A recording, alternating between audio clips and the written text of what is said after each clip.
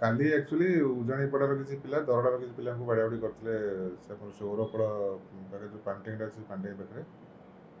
ତ ସେଇ ସ୍ପଟ୍କୁ ଆମ ସାଇଣ୍ଟିଫିକ୍ ଆମେ କାଲି ତ ରାତିରେ ଯାଇଥିଲୁ ସ୍ପଟ୍କୁ ଆଜି ସକାଳୁ ଭଲ ସର୍ଚ୍ଚ କଲାବେଳକୁ ଗଭର୍ଣ୍ଣମେଣ୍ଟରେ ଗୋଟେ ବ୍ୟାଗ୍ ଭିତରେ ଦୁଇଟା ଅଫୁଟା ବୋମା ଅଛି ତ ଆମେ ଇମିଡ଼ିଏଟଲି ବମ୍ ସ୍କ୍ୱାଡ଼କୁ ଡାକିକିରି ବମ୍କୁ ଜବତ କଲେ ଏବଂ ତାକୁ ଡିଫ୍ୟୁଜ୍ କରିବା ପାଇଁ ଆମେ ପ୍ରୟାସ କରୁଛୁ କି କାଠ ଫାଳିଆ କିଛି ଜବତ ହେଇଛି ବ୍ଲଡ୍ ଷ୍ଟେନ୍ ଆର୍ଥ ହେରିକା ସବୁ ଜବତ ହେଇଛି ସେଠି ସାଇଣ୍ଟିଫିକ୍ ଟିମ୍ ଆମର କରିଛନ୍ତି ବାକି ଗୋଟେ ବାଇକ୍ କାଲି ଆମେ ରାତିରେ କାରଣଟା ଗତ ଗଣେଶ ପୂଜା ବେଳେ ତାଙ୍କ ଦୁଇ ଗାଁ ଭିତରେ ଗୋଟେ ଝଗଡ଼ା ହେଇଥିଲା ସେଇ ଝଗଡ଼ାକୁ ନେଇକରି ତାଙ୍କ ତ ଦୁଇ ଗାଁ ଭିତରେ ବସିକିରି ତାଙ୍କର ପଞ୍ଚାୟତ କରିକିରି ଡିସାଇଡ଼୍ କରିଥିଲେ କିନ୍ତୁ ଯେହେତୁ ପକ୍ଷମାନେ ତାଙ୍କ ଭିତରେ କିଛି ବୋଧେ ଥାଇପାରେ ସେଇ ଘଟଣାକୁ ନେଇକି ହେଇଥାଇପାରେ ବୋଲି ଆମେ ଅନୁମାନ କରୁଛୁ ନାଇଁ ବର୍ତ୍ତମାନ ତ କେହି ଗିରଫ ହେଇନାହାନ୍ତି ହଁ ଆଜି ଜଣେ ଅଭିଯୋଗ କରିଛନ୍ତି ଗୋଟେ କେସ୍ ରେଜିଷ୍ଟର ଟୋଟାଲ୍ 5 ଜଣ ଇଞ୍ଜୁର୍ଡ ହେଇଥିଲେ 5 ଜଣ 2 ଜଣ ଘରୁ ପଳେଇ ଆସିଲେ 3 ଜଣ ମେଡ଼ିକାଲରେ ଅଛନ୍ତି।